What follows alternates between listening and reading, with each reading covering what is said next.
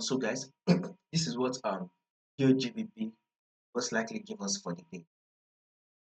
So let's take a look at what EURGBP will most likely give us for the day. First, make sure you click on the subscribe button if you are yet to subscribe, so that once we drop more updates, right, right, you will not miss out on the updates. And you can also stay updated by following the Telegram. Also, in case you do not get the updates on the channel, you should be able to get it on your the Telegram, so you will not miss out on it. Now, if you take a look at this trend on EURGBP, you can see that EURGBP on your daily time frame, that's a rejection zone. You can see that the overall trend point is in an uptrend move. So this is the overall trend. We're in an uptrend move, right? But when you zoom it in, you see the market is at a crucial level, crucial zone, right? This is a first rejection zone. This is also another rejection zone, right? Market then was able to give us another rejection zone. Then this is also another rejection zone. Market then rallied up, right? Then came back to get to test this level.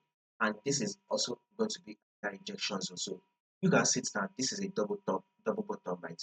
So markets eventually put up to tap our break our neckline, right? You can see it right here. Market then drop to tap and give us a double bottom right here.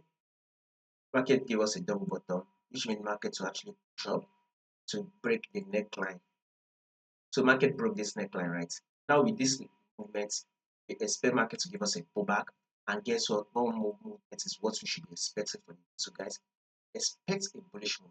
You know, yesterday we did analysis on GBP, and I said for Tuesday, open and close bullish for the day. This is what market did. It was a bullish. Now this Wednesday or so, the market is expecting your GBP. So wait for the buy.